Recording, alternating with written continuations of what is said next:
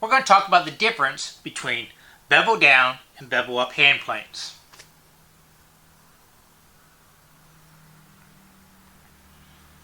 One of them's blade is upside down. The wood doesn't care. What? Y'all expected more? Okay.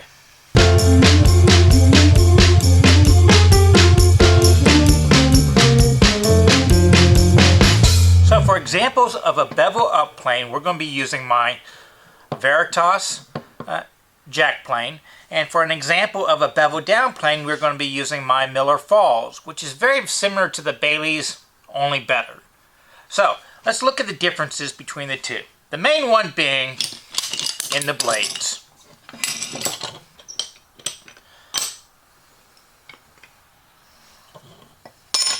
As you can see, when you pull it out, the bevel on a bevel up plane is on the upside and it's flat on bottom, whereas a bevel on a bevel down plane is on bottom and it's flat on the top. Let's first talk about the bevel down planes. And notice the difference in thickness. We'll get to that a little bit later. This is the traditional style, and this style of hand plane came about back when steel was really expensive. And one of the ways you can tell you have a really old plane, if it has the original blade on it, if you look down towards the base of it, you'll actually see a weld line right around there. And that's because they used to put the good steel, hard steel on bottom, and then they used kind of the cheaper steel on top because steel was so expensive. And then steel came to the point where it was cheap enough that they can make the whole blades out of them, but it's still, they made them very, very thin so as to not use that much.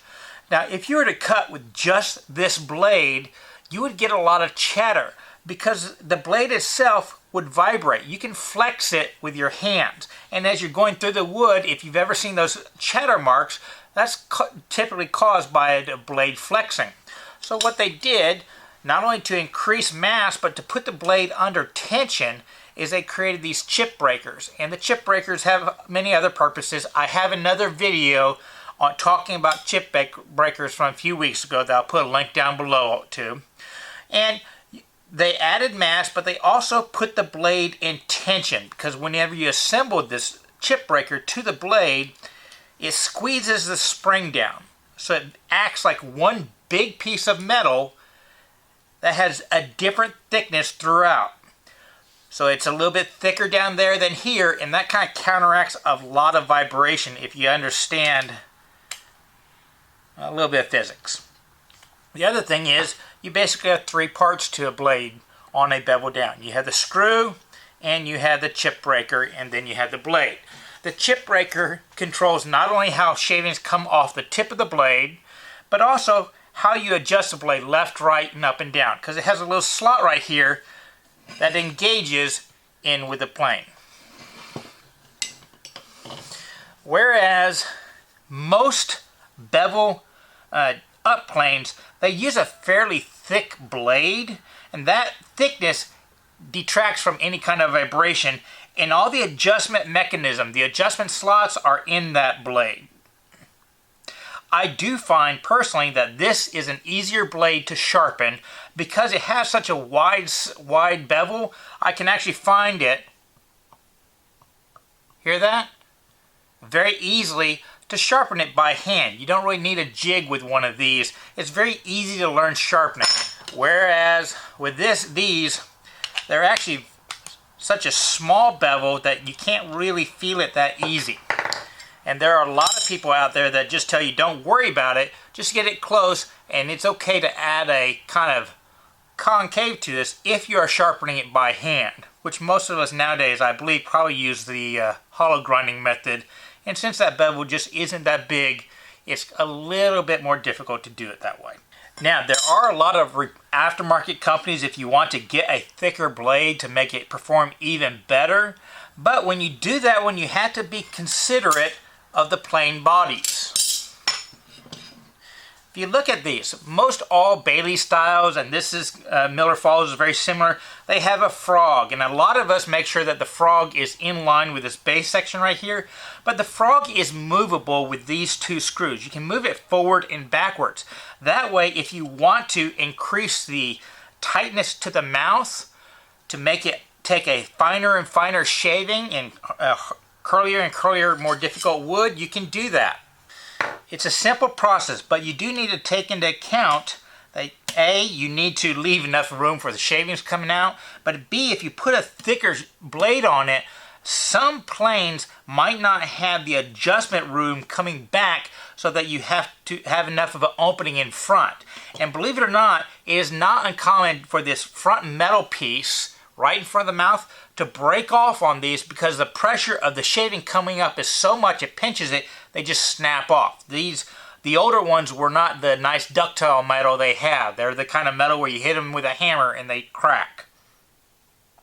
So if that's the case, you might have to file the mouth open. It's very, I don't want to call it difficult, but it's kind of time consuming and finicky to adjust the mouth opening on a Bailey style or a traditional bevel down hand plane. But that frog, this piece right here, does give you some advantages, and we'll talk about that later. Whereas with a bevel up plane, this being an example of pretty much all of them out there, and the thing about these is these weren't that popular when they came out when they were made by Stanley. They were targeted, unlike these, which were made for joiners and woodworkers and bench workers, they were kind of targeted for people that made butcher blocks, end-grain cutting. Getting this low angle is really phenomenal for cutting butcher block ends. And what I mean by low angle is when you place this down, the bed angle is quite a bit lower, and then you put the bevel, so the angle that the blade is actually interacting with the wood is a combination of the low bed angle and the bevel on the blade. Whereas the angle of a bevel down plane is just the angle of the frog because the top of the blade is flat. Now you can buy different angled frogs, but don't waste your money. Now all the adjustment mechanism for these style planes, it's basically two parts. You have an adjustment lever that slides off back and left and right, and you have two slots right here. That way as you wear it down you can move it back to the next one and you can get more life out of the blade. But tuning it up is just dropping a little bit of oil in there and adjusting it left and right. And you can see left and right adjustments are like that. Adjusting it in and out is just with a screw. I will get to the left and right adjustments. I think this is kind of a waste, but the moving in and out with this screw is very effective. But one nice advantage of pretty much every bevel up I've seen is that this section right here is what is adjustable. You can loosen up this knob, and this is a finer adjustment down here, and adjust the mouth open or close by adjusting this front section. And that sure does make closing and opening the mouth a lot easier. They call these jack planes because they're the jack of all trades, and one of the key advantages of this style where the mouth is easily adjustable is that you can go from taking thick shavings to thin shavings fairly quickly. So you can actually turn it into something like a scrub plane just by putting a different blade in it that might have a deep camber on it.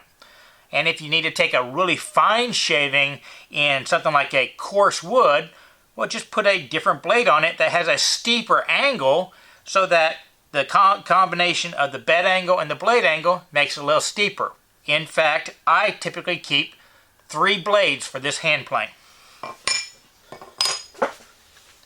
One with a much steeper angle for doing very curly grains, and then one for like if I'm trying to really hog off a lot of wood on something like curly maple.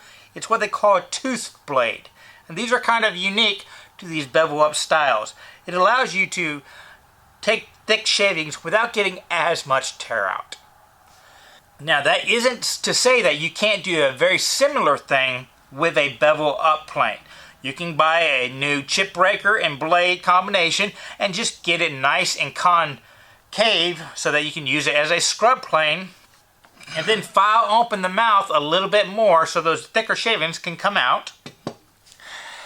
I have heard of people turning these into toothing planes, but one of the main complaints has always been this flexibility of having multiple angles on the bevel ups that are easily done with new blades.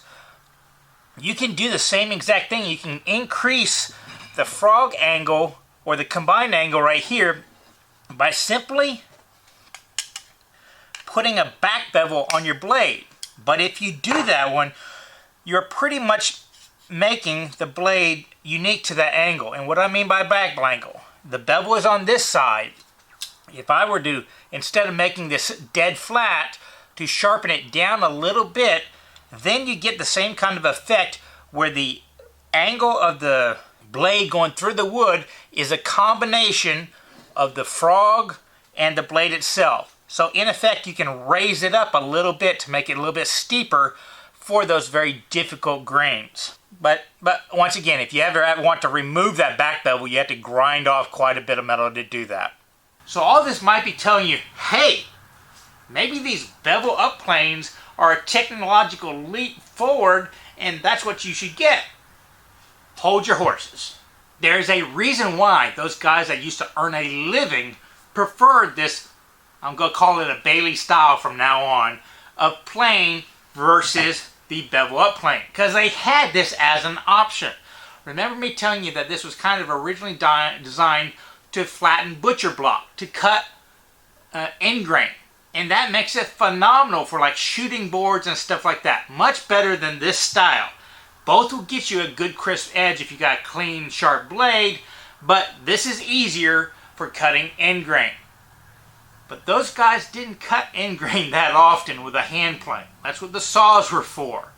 They were mainly straightening stock, smoothing stock, and flattening stock. And they preferred this style. Why? I want you to look at a few things. I'm lining up the mouth openings on both of these so that the distance between the mouth and the tote is comparable. Now the base of both totes are about in line, pretty close, within a ½ inch. But look at the top. That is quite a bit different where the top of the curve of the thing. It's quite a bit different on each one. Okay? Why is that? Well, this kind of plane was meant to be used on a bench. So the angle that the person's hand is generally wanting to press down on their work.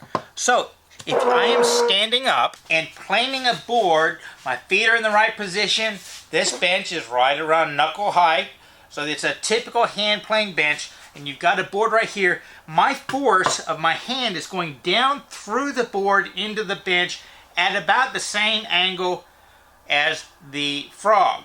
So I can get some downward force, and this makes using the blade in this position quite comfortable. I mean, look at my wrist. It's fairly straight, fingers pointed, everything's just kind of nice and balanced. Let's now look at the bevel-up plane. In order to get my wrist from cranking down this way, I actually have to get down lower. Okay, I lower my body, I lower my shoulder, and then I push forward. Okay, that's because this bench is kind of low. And remember, these were designed for shooting end grain.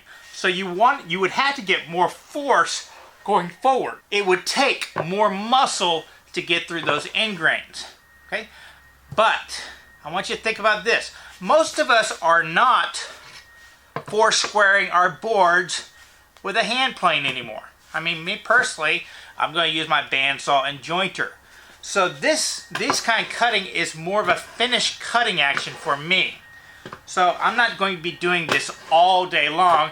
It's just taking a few swipes off, maybe making an edge to 90 degrees or flattening a board before I put it through the planer. So my thinking is, to a modern woodworker, maybe that doesn't make the angle of the wrist, the orientation of your body in use, doesn't make that big a difference, because you're not pushing this thing 8 hours in a day.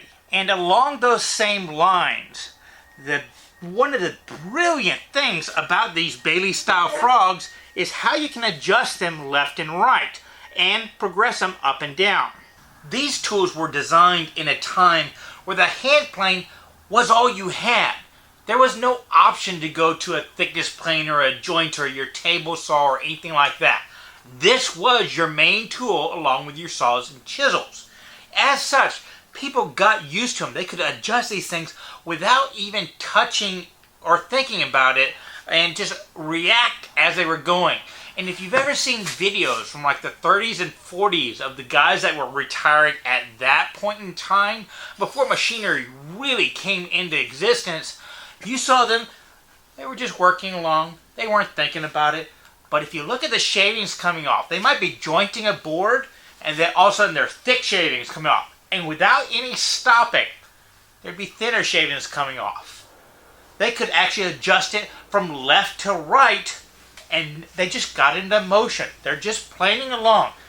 But you look at their fingers. These things were designed so that you could adjust them on the fly. I mean, just look at the adjustment controls. The reason why they bent it over to this side was because most people were right-handed, and even if you were left-handed back in that day, you were trained to use these tools right-handed, so that this is closer to your thumb. So I could actually adjust it left and right very easily with just my thumb. I could progress it down. There's a lot of slop in these, and back with just a finger. So you could actually be using it, you're squeezing it with your bottom three fingers, and you're adjusting the controls here without even thinking it. So they might be adjusting it in between cuts. That's how much control they had. And those guys would use these things so much they were making those adjustments just like we shift cars if you're in a manual transmission. Yeah, you realize you're shifting it, but it's almost second nature. It's just so convenient, and these things were designed for the people that were using them day in, day out, to be comfortable and effective. Now let's look at the adjustments on the hand plane. Yes, I can still grab the rip, but notice my wrist is kind of cranked up. I have to come down a little bit more. Gets more power going forward, as we mentioned the other day. But look at my adjustment. How am I going to adjust it left and right? You know, maybe my pinky can reach it, but my thumb definitely isn't going to reach it the other way, and I can't really push out that way. So my hand has to leave the tote in order to not only progress it up and down, but left and right. Now this is what they call a North style adjuster, and you can see that it will adjust the blade left and right like that. I would tell you, I don't like this adjustment for left and right. What I would do is I would basically stick my fingers and wedge them in either side, and I can kind of get a little bit more of a micro adjustment using the fat of my fingers. But what does that mean? My hands leave the tote to make adjustments. It's not something I can do on the fly. Well, based on that adjustment ability, plus that's designed more for comfort, clearly the old 1700, 1800 design is the better design. That's the way you should go. Once again, hold your horses there. Remember, these were designed for a time when this was all people were using. A lot of us are the hybrid woodworker. You're welcome, Mark Spagnola. And this here might make a better overall plane for somebody, because how many of us use shooting boards? We might dimension all our lumber with power tools, but we'll refine it with our hand planes. This kind of design is very much more comfortable, oh God, when you're using it as a bench plane. But what about as a shooting plane? In fact, there's just really no way to hold these comfortably and shoot them on a shooting board, moving them back and forth. It's not a comfortable grab. You can do it, and I know a lot of people that do. They'll use their number 5, 6, or even 7s jointers as a shooting plane. Works wonderfully. You put a sharp blade on it, it'll cut anything. But that blade is at 45 degrees. There's no way to lower it unless you replace a frog, and I don't even think they make frogs that go too much lower than 45. And that plane right there was designed to cut end grain. So not only did they do it, but the newer incarnations, they've actually designed them with handholds, little thumb spots. Designed the grip so that you can grip it here, so it's comfortable to shoot with. throw your shooting board in there, hold it up, and just push it through. And it'll do that all day long. Plus of that fact that they kind of machine these, they focus more their machining to make these square. These can be square enough where it might be 40, 88, 87 degrees, and then you can cant the blade left or right to make it perfectly square with that really easy adjuster.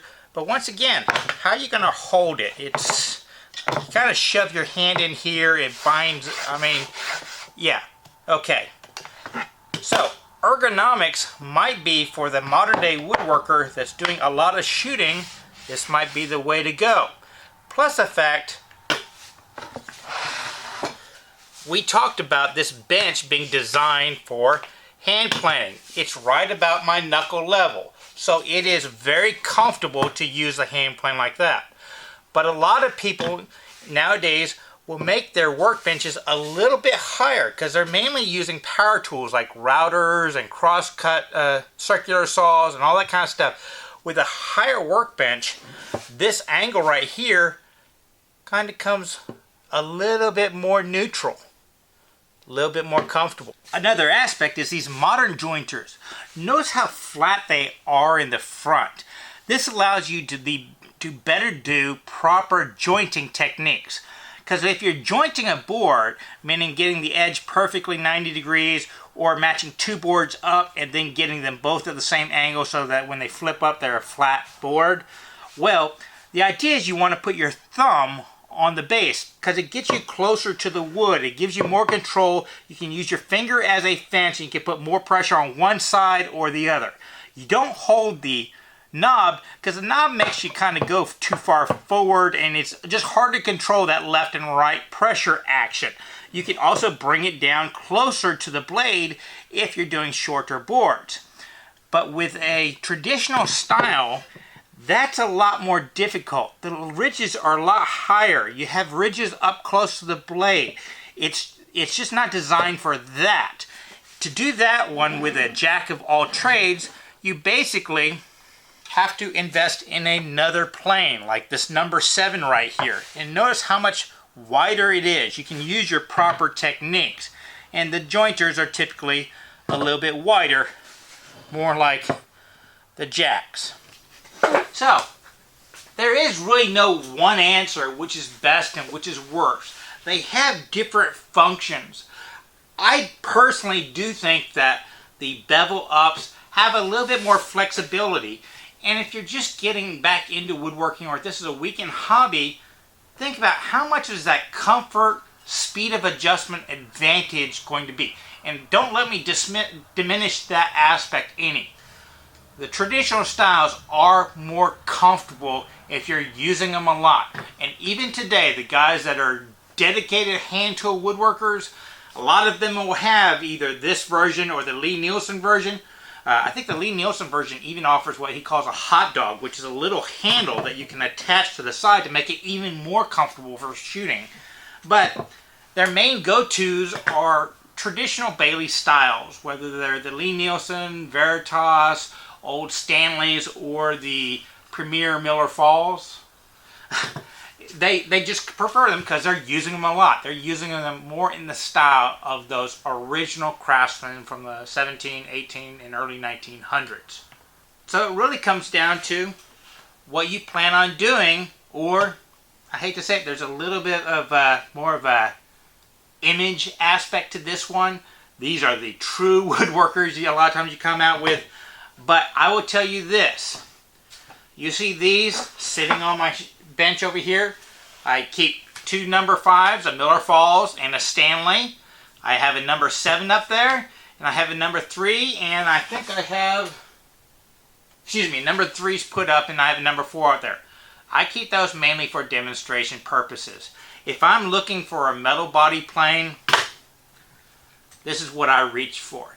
This fits more in line with how I use stuff. Even though I know some situations that these kind are going to be better, my preference has always been for these. And I hope that's the first time you got the idea of what I actually prefer. I try to give you an unbiased opinion, unbiased description here. For my smoothing aspects, I like the wooden body style ones because you get so much closer to the blade and I can push all the way down here. And I just like that feel better. So with that bit of knowledge and maybe some experience you have out there, which one do you prefer? Tell us in the comments below, but if you tell us, give us a reason why. That way people will be able to learn off of your opinion. Bevel up, bevel down. If you've gotten something out of this video and enjoyed it, please consider liking, favoriting, subscribing, doing all those social medias, because that really does help promote this channel. And if you've gotten something out of this daily series or any one of the longer form videos that I'm more well known for, please consider visiting wortheffort.com. Not only do I have a lot of articles there, but I have ways that you can patronize a school, either via swag purchases or products, or even on some of my woodcraft is all there. Lots of different ways to patronize us. Because as you know, it's always worth the effort to learn, create, and share with others.